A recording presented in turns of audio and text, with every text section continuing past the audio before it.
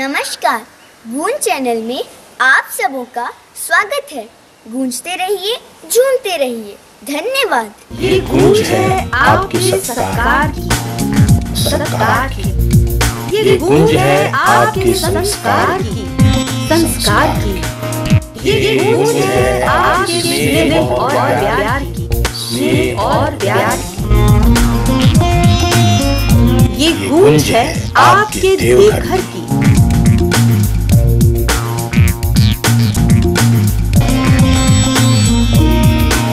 ये गूंज है आपके देवघर की।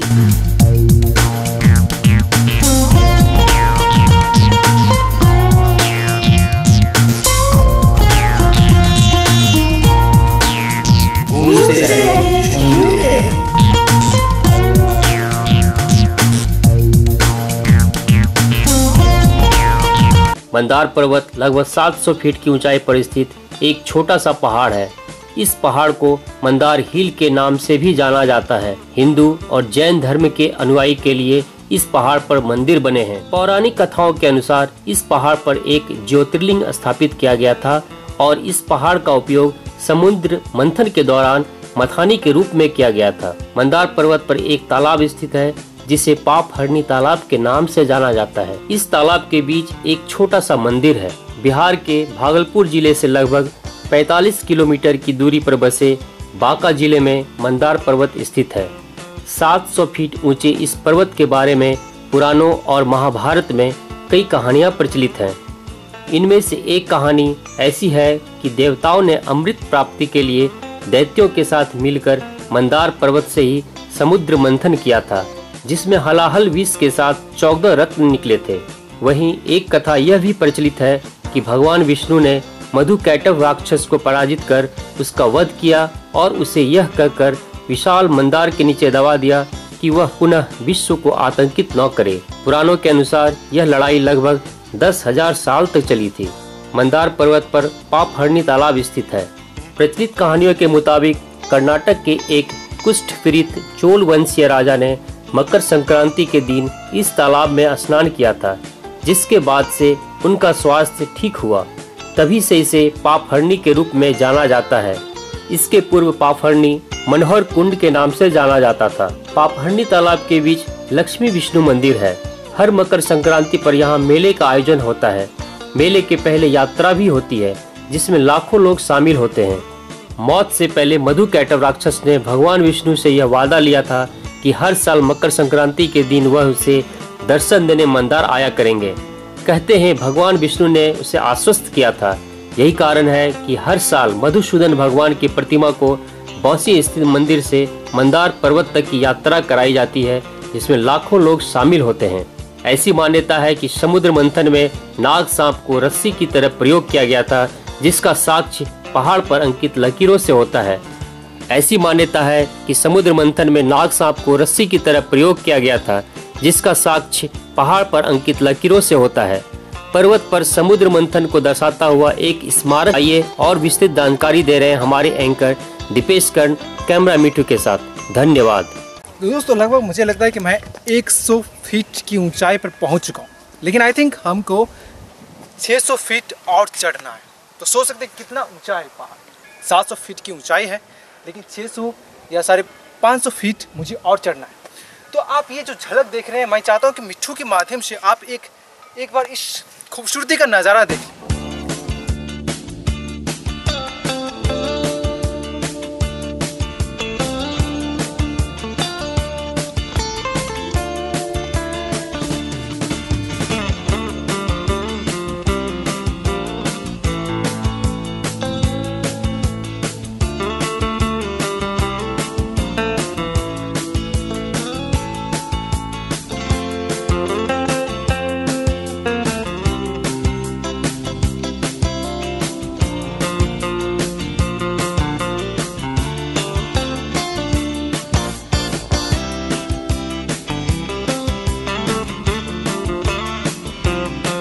कहाँ से आए हो? हम लोग आए हैं मालदा से। मालदा से आए हैं लोग। वाह, अच्छा ये बताइए कि आप लोग ग्रुप में आए हो, पहली बार आ रहे हैं, किसी पहली बार आप लोग आ चुके हैं यहाँ? नहीं, फर्स्ट टाइम आए। नहीं, पहली बार आए हैं और इसके बारे में काफ़ी रिव्यू मिले थे तो इसलिए हम लोग आए हैं और जगह काफ़ी खूबसूरत है। काफ़ी खूबसूरत, वो तो हो गई खूबसूरत। और एक्चुअली यहाँ पे समुद्र मंथन किया गया था, इसी पहाड़ से समुद्र मंथन किया गया था। तो आप लोग ये रियलिटी मानते हो कि ऐसा हुआ था यहाँ पे? हाँ, ऐसा हमने आने के पहले भी रिव्यू देख के आया था इंटरनेट पे, तो ऐसे ही जानकारी मिली थी और जगह भी काफ़ी खूबसूरत है। और वैसे हमें कुछ मिली भी है, मतलब जो दाग वगैरह थे रस्सी के वो सब भी मिले हैं हमें यहाँ पे। तो आप लोग कितने एक्साइटेड हैं? पूरे एक्साइटमेंट के साथ आप लोग ऊपर जा रहे हैं। अभी तो शायद 200 फीट की ऊंचाई पर चढ़े हैं, अभी तो शायद 700 फीट की ऊंचाई है, 500 फीट अभी और चढ़ना है। तो कितने रोमांचित हो रहे हैं आप लोग एक साथ ग्रुप में जा करके? आप स्टार्टिंग में तो रोमांचित है, अब आगे देखते हैं क्या हालत होंगे हम लोग के। फिलहाल बहुत एक्साइटेड हैं और बहुत इन्जॉय भी कर रहे हैं की ऊंचाई। आपने कहा था कि इंटरनेट पे आपने सर्च किया, तो इंटरनेट में आपने क्या क्या सर्च किया, क्या क्या पाया, इसके बारे में आपको क्या क्या इन्फॉर्मेशन, क्या क्या जानकारियाँ मिली आपको? बेसिकली हम लोग जगह के बारे में ढूंढ रहे थे कि कैसे हम जा सकते हैं और उसके साथ ही हमें ये भी ट्रैवल करना है आप लोगों को। तो क्या क्या होप करेंगे, क्या क्या ऊपर देखने को मिलेगा?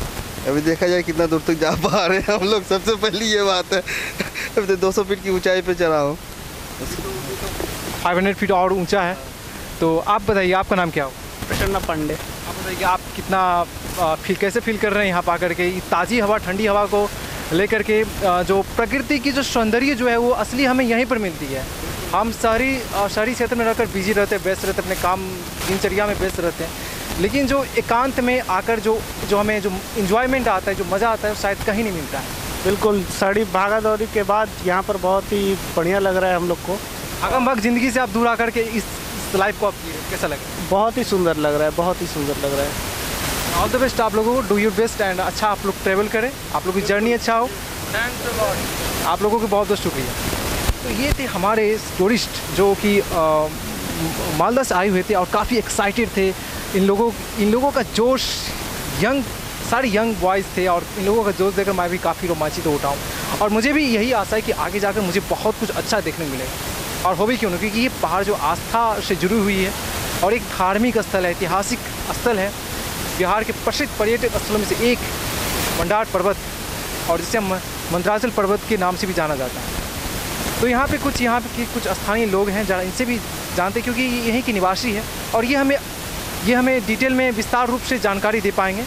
जितना जानकारी इन्हें होगी शायद हमें नहीं होगी, इसलिए मैं इन दोनों के निवासियों को मैं बहुत बहुत स्वागत करता हूँ। चलिए सबसे पहले इनसे बात करता हूँ।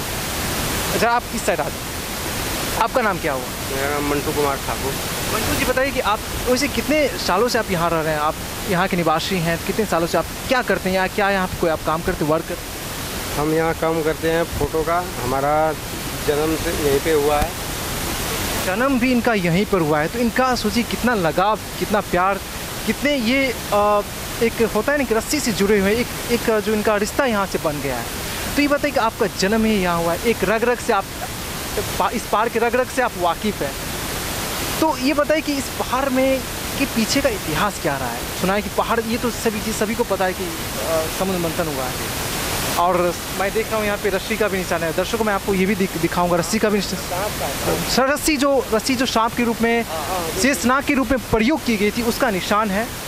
और ज़रा मैं दिखा देता हूँ दर्शकों को। आप ये देखेंगे कि जो आप जब पुरानों महाभारतों में आप समुद्र मंथन के बारे में जब आपने सुना होगा, देखा होगा, तो आप देखेंगे कि एक तरफ असुर होता है तो दूसरी तरफ देवता होते हैं, और दोनों के बीच जो समुद्र मंथन होता है, और समुद्र मंथन में जो रस्सी का जो प्रयोग किया गया था, जो यूज हुआ था रस्सी का, वो स्वयं शेषनाग थे। और ये जो आप दाग देख रहे हैं, ज़रा मैं मिट्ठू जी से आग्रह करूँगा कि वो इतना जूम करके दिखाएं। आप ये दाग देखिए, ये शेषनाग की लपट का दाग है, मंडार के चारों तरफ बन गया है। आप ये बताइए कि मंटू जी कि ये लगभग ये जो लपट दाग देख रहे हैं, कितनी लंबी दाग है? ये है 11 किलोमीटर। 11 किलोमीटर लंबी है, चारों तरफ 11 किलोमीटर। अच्छा, मान लीजिए कोई देखना चाहेगा कि चारों तरफ घूर के, तो पॉसिबल नहीं है, बहुत जगह देख सकते हो, इधर वो रखा हुआ है, चारों ओर घूम के देख सकते हैं। ये विशाल पर्वत के चारों ओर घूमना आसान बात नहीं है, क्योंकि बहुत ही विशाल पर्वत है। और एक दाग और मैं दिखाना चाहूँगा मंटू जी, एक दाग कहाँ पर है?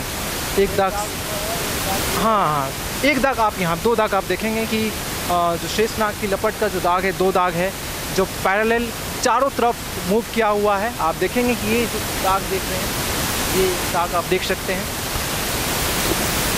और ज़रा मैं इधर आकर आप देखिए, आप इधर से आप अच्छे से देख पाएंगे, आप क्लियर देख पाएंगे। ये दाग आप चारों तरफ भंडार के चारों तरफ गई है ये दाग। और इस दाग से एक लगता है कि अगर सचमुच में प्राचीन काल में ऐसा हुआ होगा। अच्छा, वहाँ पर भी आप, हाँ, इधर विष्णु भगवान भी फटते निकला है, पहाड़ फटते, पर्वत फटते, इधर विष्णु भगवान निकला हुआ है, विष्णु भगवान निकले हुए थे। और मंटू जी, मैंने ये भी सुना है कि यहाँ पे भगवान राम भी आए हुए थे, उनका भी पद चिन्ह है वहाँ, उनके पैरों के निशान है। ऊपर है, ऊपर है, ऊपर। अच्छा, ये ऊपर मिलेंगे हमको। चलिए, तब तक मैं फिलहाल यहाँ का दृश्य दिखा तो फिर ऊपर चलेंगे तो ऊपर का भी दृश्य आपको दिखाएंगे। तो मंटू जी, मैं आपसे ये पूछ रहा था कि आपके मित्र, आपका नाम क्या हुआ? फंटूस कुमार यादव। एक मंटू जी है, फंटूस जी हैं, दोनों से हम जानकारी ले रहे हैं। ये बताइए कि ये जो प्राचीन काल में यहाँ पे समुद्र मंथन हुआ था, तो यहाँ पे मैं देख रहा हूँ कि ना ही जल का कोई स्रोत दिख रहा है, नदी का स्रोत दिख रहा है, आगे है। अच्छा, इसके मैंने सुना है कि इसके गंगा है, पश्चिमी छोर में चानन नदी बहती है, पश्चिमी छोर में चानन नदी बहती है, और पूर्वी छोर में चीर नदी बहती है, चीर नदी है, मैं सही बोल रहा हूँ? तो पूर्वी दिशा में जो है चीर नदी बहती है और पश्चिमी दिशा में जो है चानन नदी बहती है। और वेदों में जो कहा गया है कि उसके ठीक बीचों बीच जो है मंडार पर्वत स्थित है। तो ये यहाँ की और मैं ये जिक्र कर रहा था कि सोचिए प्राचीन काल में जब यहाँ पे समुद्र मंथन हुआ होगा तो यहाँ पे जल का स्रोत, जल का जमाव रहा होगा यहाँ पे, तब यहाँ पे समुद्र मंथन हुआ होगा। कई लोगों के मन में प्रश्न उठता है कि अगर यहाँ पे समुद्र मंथन हुआ, यहाँ पे मैंने ना कोई मैं जल का स्रोत दिख रहा हूँ, ना कुछ दिख रहा हूँ। ऊपर है, बाकी ये पाप हरनी है नीचे, इसमें नहाने से पाप हरता है, ये पाप हरनी नाम है इसका। ऊपर में आकाश गंगा है, आगे ऊपर जाइए देखिए। जी, मैं दर्शकों को बता देता हूँ।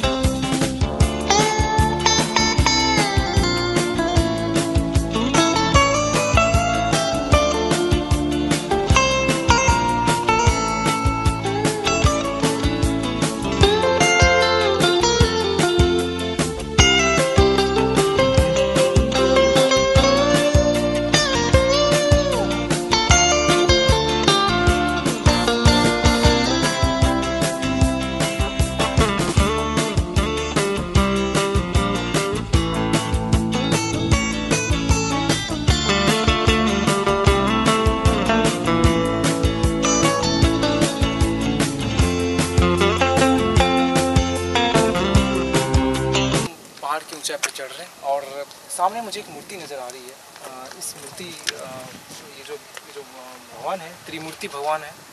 और मंडार पर्वत पर ऐसी कई सारी मूर्तियाँ बिखरी पड़ी हुई है। और कुछ मंदिर के कुछ मूर्तियाँ नहीं बल्कि कुछ मंदिर भी आपको टूटे फूटे नज़र आएंगे और उसके अवशेष भी आपको मिलेंगे। जब मैं ऊपर जाऊंगा तब आपको दिखाऊंगा कि कहाँ पर मंदिर है। कहा जाता है कि लगभग 2-2.5 हज़ार साल पहले यहाँ पर बहुत सारी मूर्तियाँ थी, बहुत सारे मंदिर थे, लेकिन मुग़ल या फिर अफ़गान शासकों ने हो सकता है कि इस मंदिरों को तोड़ डाला होगा, मूर्तियाँ तोड़ डाली होगी, जिसके चलते जो यहाँ पर कई सारे मूर्तियाँ बिखरी पड़ी हुई है और कई सारे मंदिर भी आपको देखने को मिलेंगे जिसके अवशेष आपको मिलेंगे। और चलिए आपको मैं ऊपर से ले जाता हूँ और ऊपर दिखाता हूँ कि वहाँ पर क्या क्या देखने लायक है। तो चलिए।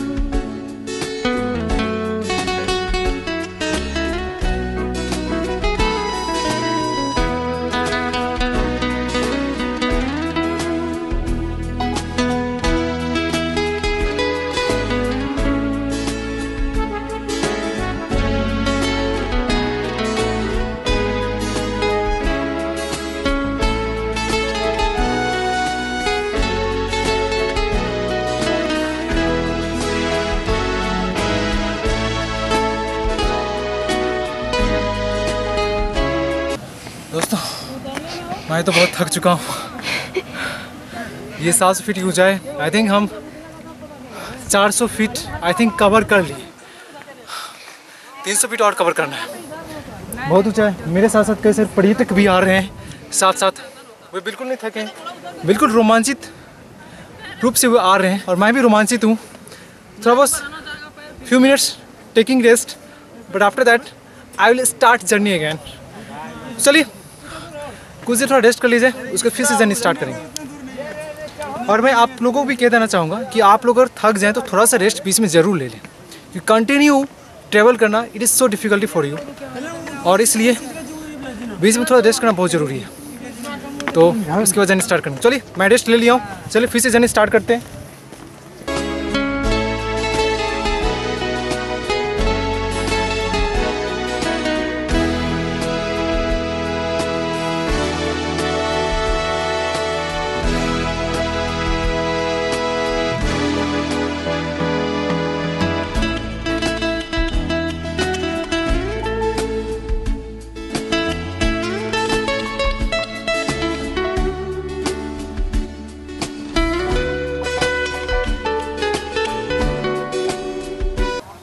दोस्तों हम फिलहाल सबसे टॉप पर तो नहीं पहुँचे हैं, सबसे पर्वत की सबसे ऊंची चोटी पर नहीं गए, लेकिन यहाँ पर आकर के मैं काफ़ी रोमांचित हो गया हूँ। और यहाँ पे आकर के आप अगर साइड के शीनों को देखेंगे, खूबसूरती को देखेंगे, इस पहाड़ के वादियों को देखेंगे, तो आप भी आकर्षित हो जाएंगे, आप भी हैरान हो जाएंगे कि इस पहाड़ की खूबसूरती को देखकर। आपको जब यहाँ पर आएंगे तो आपको लगेगा कि आपको ऐसा लगेगा आप जैसे आप हिमालय पर आ गए हैं या कश्मीर में आ गए। तो इसकी खूबसूरती को देखकर ऐसा लगता है जैसे एक स्वर्ग जैसा प्रतीत होता है।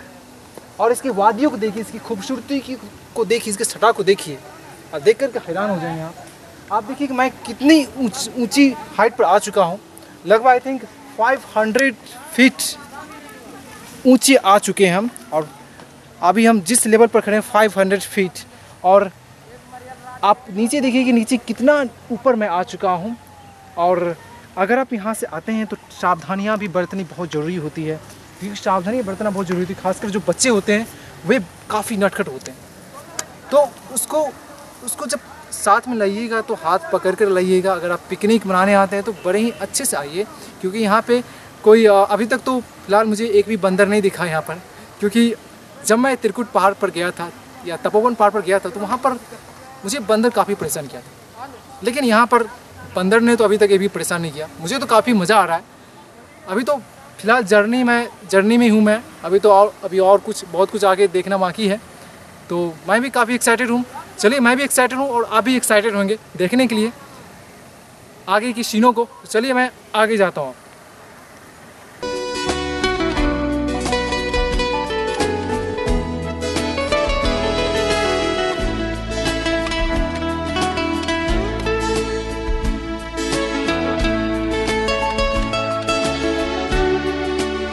दोस्तों अब जो हम जिस जगह पर आए हैं वो ये जो तालाब देख रहे हैं, इस तालाब का नाम है सीता कुंड। और कहा जाता है कि जब भगवान राम अयोध्या से वनवास की ओर चले थे तब माँ सीता इस तालाब में स्नान की थी, और तभी से जो है इस तालाब का नाम सीता कुंड पड़ गया है। और ये भी कहा जाता है कि इस तालाब का पानी कभी नहीं सूखता है, चाहे अकाल भी पड़ जाए लेकिन पानी हमेशा बना रहता है। और इस पानी को जब आप अपने हाथ में लेंगे जो शीतलता मिलेगी शायद किसी दूसरे पानी में नहीं मिलेगी। और शायद इसी वजह से जो है इस तालाब को इतना अनोखा कहा गया है, सीता कुंड कहा गया है। तो चलिए आपको मैं आगे ले जाता हूँ और आगे दिखाता हूँ कि आगे क्या क्या है। तो दोस्तों हम जिस जगह पर आए हुए आप यहाँ पे देख रहे हैं कि यहाँ पे नरसिंह भगवान का गुफा है, और उसके ऊपर जो आप जो मूर्ति देख रहे हैं वो एक्चुअली मधुकेटव की मूर्ति है। हम इसका विस्तृत रूप से जानकारी प्राप्त करेंगे यहाँ के बाबा से, जो यहाँ बहुत समय से रह रहे हैं, उनको मुझसे ज़्यादा जानकारी होगी। तो चलिए मैं उनसे जानकारी लेता हूँ, उनसे प्राप्त करता हूँ कि वे इनके बारे में क्या जानकारी देते हैं। तो चलिए उन्हीं से पता करते हैं। दोस्तों जरा हम बाबा से पूछते हैं, उनसे जानकारी प्राप्त करते हैं कि ये जो इससे पहले जो मैंने आपको तस्वीर दिखाई थी मिट्टू के माध्यम से कि नरसिंह भगवान का गुफा और जो मधुकेटव का जो मूर्ति था, बाबा अभी जो मैंने दर्शकों को दिखाया बाबा, सबसे पहले मैं आपका नाम जानना चाहूँगा। हमारा सीताराम बाबा नाम है। बाबा, आप कितने वर्षों से यहाँ पे रह रहे हैं, कितने वर्षों से सेवा प्रदान कर रहे हैं? हम 30 साल हो गया हमको इस पर्वत पे रहते हुए। वाह, 30 साल में तो आपको जो जितना अनुभव आपको होगा शायद किसी होगा हाँ, कि 30 सालों का अनुभव आप जो नाता आपका रहा इस मंडार पर्वत से, जो शायद अपने आप में अनोखा है। तो हाँ। बाबा, मैं आपसे जानना चाहूँगा कि ये जो नरसिंह भगवान का गुफा है, इसके बारे में थोड़ा आप हमें बताएं। ये नरसिंह अवतार हुए हैं यहाँ पर। वो विष्णु भगवान का अवतार है? अवतार है, नरसिंह अवतार विष्णु भगवान का अवतार है। ये पर्वत जो है ना वैष्णो पीठ है। अच्छा। ये पूरे पर्वत वैष्णो पीठ है, एक पत्थर की पहाड़ है मंदार पर्वत। आप जो बात कर रहे हैं हमसे, ये 700 किलोमीटर पर बैठे हो, 1400 फीट इसका ऊंचाई है। तो 700 फीट तो मैंने देखा था बाबा इसका। ये 700 फीट पर, 700 फीट की ऊंचाई पर। हाँ जी। तो बाबा, अंदर गुफा के अंदर जाने पर हमें क्या देखने को मिलेगा, क्या इस दृश्य हमें देखने को मिलेगा? आकाश गंगा है। गुफा के अंदर कुछ नरसिंह भगवान का क्या स्वरूप वहाँ पे दिखाई जा रहा है? नरसिंह भगवान का प्रतिमा है। तो नरसिंह भगवान जो है हिरण्यकश्यप को अपने जांघों पर रखकर उनका चीर हरण कर रहे हैं। हाँ। तो ये जो तस्वीर अंदर दिखाई गई है। और बाबा, मैं ये जानना चाहूँगा कि ये जो ऊपर जो मैं मूर्ति देख रहा हूँ, नरसिंह भगवान की गुफा के ठीक ऊपर मैं देख रहा हूँ कि मधु केटव का मूर्ति है। मधु केटव दो भाई थे। अच्छा। मधु और केटव थे। अच्छा, मधु और केटव। तो बाबा, ये क्या इसके पीछे की जो कहानी है, जहाँ तक मैंने पता किया है कि भगवान विष्णु जो है, जो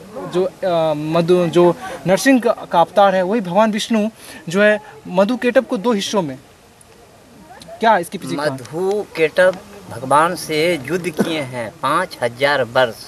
मधु और केटव ने 2 भाई थे। अच्छा। मधु और केटव ने युद्ध किए हैं विष्णु भगवान से, मधुसूदन से युद्ध किए हैं 5000 वर्ष। 5000 के बाद उनको वध किए हैं छल के। मधुसूदन ने मधु केटव 5000 साल पहले युद्ध हुआ था। युद्ध 5000 युद्ध साल पहले युद्ध हुए हैं। अच्छा। हाँ। तो उसके बाद जो भगवान छल करके उनको वध किए हैं मधु केटव को भगवान विष्णु ने। और उनको जो है भगवान मधु केटव को जो है, ये मधु है। अच्छा, मधु है। मधु को वध किया तो केटव यहाँ से भागा। ओ अच्छा, मैंने मधु को वध किया तो केटव यहाँ से चले गए, यहाँ से चले गए। कहाँ चले गए?